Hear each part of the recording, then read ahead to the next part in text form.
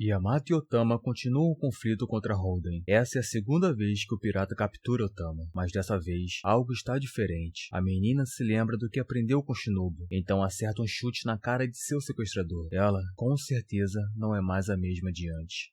Capítulo 1135. Um brinde à nossa amizade.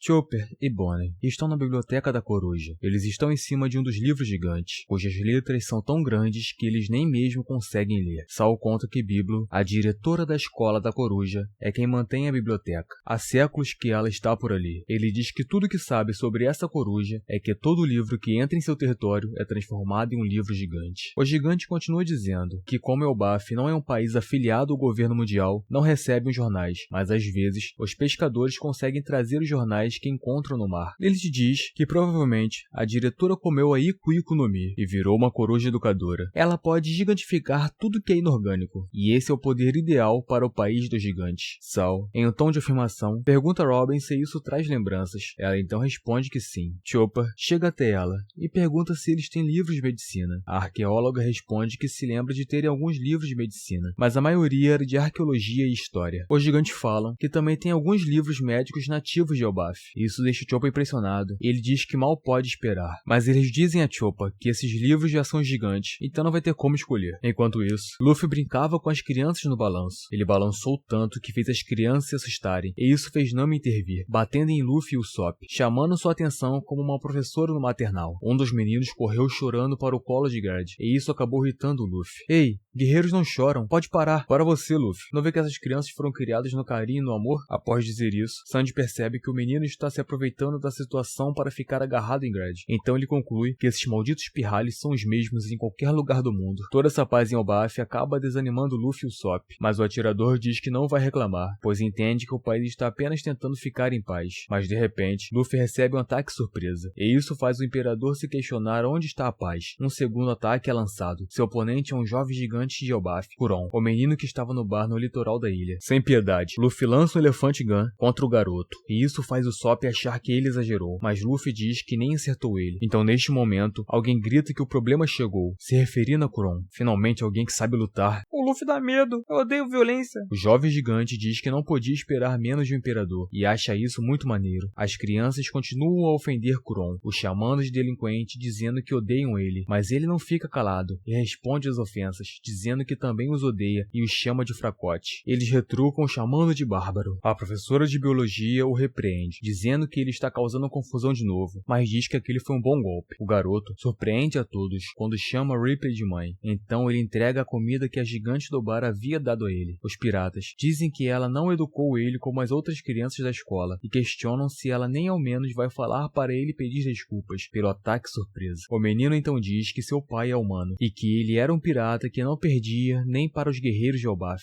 Ah, olha só, Arandos. O seu pai é humano? Ripley confirma e diz que ele é bem mais novo que ela. Como ele seria o único a envelhecer, não quis casar com ela, então eles meio que têm uma união estável. Toda essa história faz Sandy se questionar de onde veio esse sujeito. Então finalmente, todos chegam à biblioteca da coruja. Luffy acha a biblioteca bem legal e fica impressionado com o tamanho do livro. O capitão encontra Robin. Ela então diz que irá ficar mais um tempo e que eles podem ir na frente. Sal ri e diz que o banquete deles dura 3 dias e 3 noites e que por isso dá tempo. Chopper também decide ficar mais um tempo, enquanto Lilith e Bonnie irão tirar suas autorizações de residência e dizem para não se preocuparem. Frank não para de pensar na árvore Adam e diz que construiu Sunny com essa madeira e que ela é a mais forte que existe. Sal diz que existem poucas dessas pelo mundo, mas nenhuma chega nem perto da idade de Adam. Frank então decide tirar uma casquinha dela. Luffy entende o desejo de cada um, então decide ir para o banquete na frente, pois já está morrendo de fome. Mas antes que o bando se separe, Gerd pede um favor a eles. Ela vestiu todo o bando com roupas típicas de Elbaf. Todos adoraram as roupas, mas questionam o porquê dela ter vestimentas desse tamanho ali. Ela responde que esse é seu passatempo e acha muito fofo humanos vestidos com essas roupas. Então Luffy parte para o banquete na vila.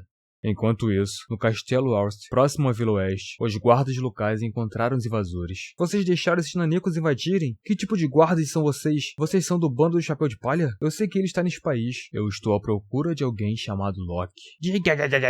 Loki? E o que vai fazer depois que se encontrar com aquele criminoso? Foi ele que matou o nosso amado Rei Harold. Ele é a desgraça de Elbaf. Além disso, não tem ninguém neste castelo. Então onde ele está? Responda. Isso aí já não posso dizer. Se por acaso ele vir a escapar, não irá responder? Não vai dar, desculpa. A invasora abaixa e põe as mãos no chão, realizando algum tipo de golpe nunca antes visto. Os gigantes se assustam. A princípio parece que nada aconteceu, mas de repente, o gigante de barba branca cai no chão, sentindo uma dor insuportável. Seu companheiro pergunta o que houve, mas o gigante apenas responde que dói muito. A invasora diz para ele abaixar a cabeça, e o chamando de criatura arrogante diz que o que havia dito anteriormente não foi uma pergunta, e sim uma ordem. Voltando para a Vila Oeste, Luffy finalmente chegou ao banquete. Do longínquo East Blue, eles vieram. Finalmente chegamos. Eles são um bando dos chapéus de palha. Luffy e Usopp agora podem festejar com os guerreiros de verdade, e isso deixa os dois empolgados. Os gigantes demonstram sua gratidão, lembrando dos momentos em que os piratas os salvaram. As boas-vindas agora estão oficializadas, e o banquete teve seu início e todos brindam em nome da amizade entre os gigantes e os chapéus de palha. Enquanto o banquete acontece, um navio está indo na direção da vila. Hairudin e Stensen vão até Luffy. Então o chapéu de palha se lembra de Stensen. Ele era o gigante capturado em Sabaody. Ele seria vendido como escravo naquele leilão, mas como Luffy acabou com o evento, o gigante acabou sendo libertado. E após descobrir que Hairudin havia se tornado subordinado de Luffy, sentiu que deveria fazer o mesmo. Aquele navio que rumava a vila finalmente chegou. Nele estava o gigante mais velho vivo, Jarul da Montanha Barbada. Luffy e Usopp ficam impressionados com o tamanho desse gigante, e Brog diz a Jarul que ele não precisava ter ido até ali. Ao olhar para o topo da cabeça do velho, Luffy fica em choque novamente, pois percebe que tem uma espada atravessada em sua cabeça. O velho responde que só está vivo por causa de seu elmo, mas eles o questionam, pois a espada atravessou o elmo.